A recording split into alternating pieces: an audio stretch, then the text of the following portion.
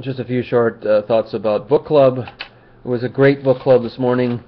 We had a new member, well, another male member. So I'm not the only man in the book club this time.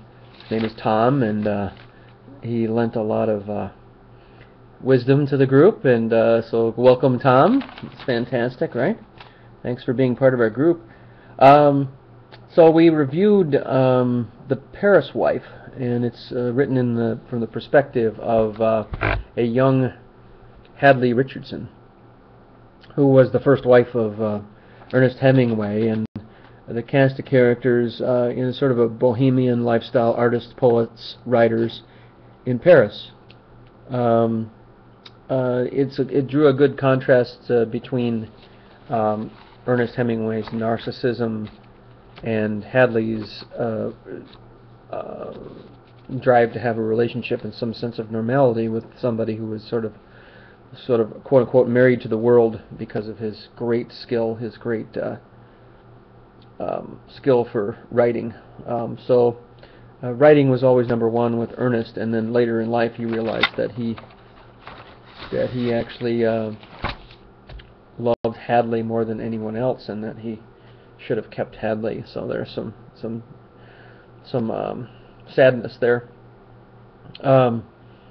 There's a theme of give and take, and it got our club talking about how careers versus family can be such an issue. I remember that early in the radio business early on, where I had a lot of struggles with career and family and trying to do 60 hours a week on the radio business and then trying to take care of my family, and there's a real struggle there. So how do creative people manage to balance those two things? And I put in the comment too of where individuality must be preserved between the two people in the relationship, but you should never douse out the flame of individuality, but also keep a common flame. So what Ernest did not do is keep the common flame. His individual flame was fine, and Hadley was yearning for more of a relationship. A very good book about certainly a genius, but who had manic depressive tendencies for sure. My mother sent some quotes, some of her favorite quotes, and it just so happens that my mother in her book club read the same book, and I sent these quotes to Heather, our book club leader, and then I forgot to share that or remind her to share that during the meeting. Let's see if I can dig that up here online. My mother was, here we go. Got her favorite quotes in. She says, Jeff, interestingly enough, my book club chose The Paris Wife for last month's choice. Following are some of our favorite quotes from the book. Page 74, it would be the hardest lesson of my marriage, discovering the flaw in his thinking, referring to Hemingway. I couldn't reach into every part of Ernest, and he didn't want me to. He needed me to make him feel safe and backed up, yes, the same way I needed him. But he also liked that he could disappear into his work, away from me, and then come back when he wanted to. Page 76, getting married had been all his idea, but he hadn't told her how very afraid of it he was. He seemed to need to force his way through it. Anyway, as he did with everything that scared him terribly. He was afraid of marriage. He was afraid of being alone, too. Page 336. For my part, I felt utterly stuck and conspired against. This was not my world. These were not my kind of people, and they were drawing Ernest in with every passing day. What could I do or say? He may ultimately fall out of love with Pauline and come fully back to me. That was still possible, but nothing was in my control. If I gave him an ultimatum and said she couldn't stay, I would lose him. If I got hysterical and made public scenes, I would just give him an excuse to leave me. All that was left for me was a terrible kind of paralysis, the waiting game, this heartbreak game. Very cool. So, thanks, Mom, for those quotes. Our member, one of the newer members of the book club, Tom, who's a very wise man. He's a retired pharmacist. Tom is a very interesting guy.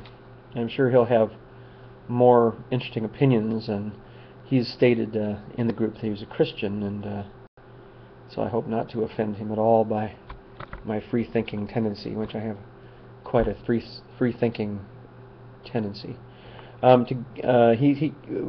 great thing that he shared after I expressed that I thought that the last wedding I went to had there was two hourglasses actually that went into one. Or there's a common theme of the two flames going into one at a wedding, and I was saying why do they have to burn out the two flames? The two individual flames should still keep burning, and also the common flame.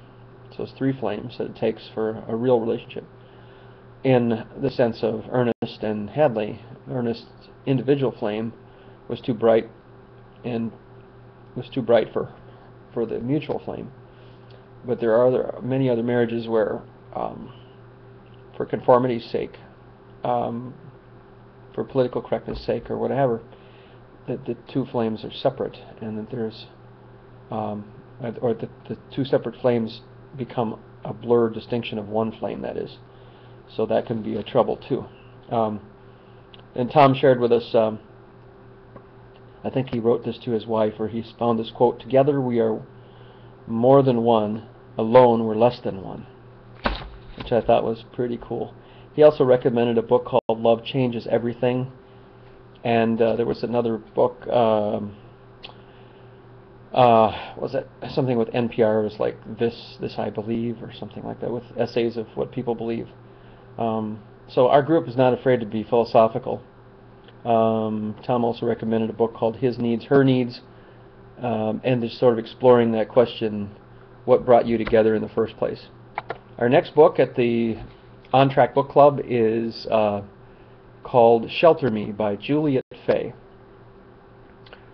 Just a quick summary of the book we'll be covering next week.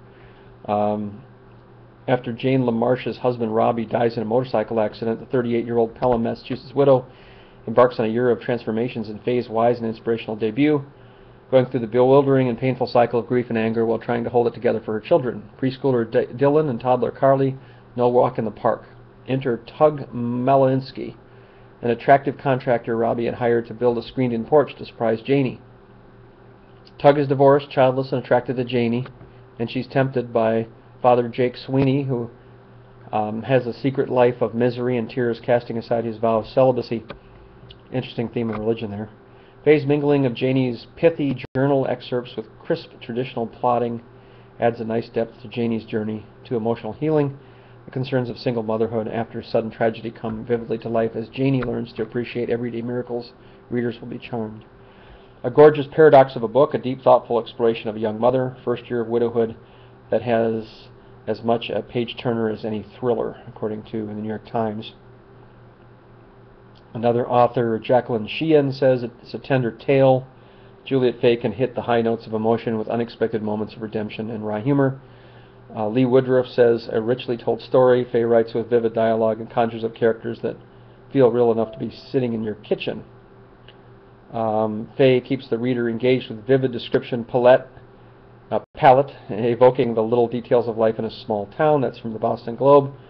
And for Publishers Weekly, Fay's mingling of Jane's pithy journal excerpts with traditional plotting adds a nice depth to Jane's journey in emotional healing. So that's our next book, called Shelter Me by Juliet Fay. This is her first novel, but she's very educated. She received a bachelor's degree from Boston College, a master's degree from Harvard. She lives in Massachusetts with her husband and 4 children. Her second novel, Deep Down True, was shortlisted for the Women's Fiction Award by American Library Association. This is her first, and her second appears to even be better. So, some people, a couple of quotes here. I smiled, laughed, and yes, cried while reading this book. Her life wasn't without love, though. Love for children, her family, outsiders, everybody wanted to protect her and help her and show her the concern. Again, readers reading the book here are just excerpts of the Amazon reviews. Mr. Pitchek says the story contains a wonderful blend of humor, warmth, and insight into the human emotion. human condition. So, Shelter Me, there's the next book. And so, Tom, hope that you'll be coming to the next meeting. And we had a very, very nice discussion. And I'm starting to really like this book club. So, thank you very much, Heather, for putting this on. And I will post this on the North Fond du Lac Facebook site. Okay.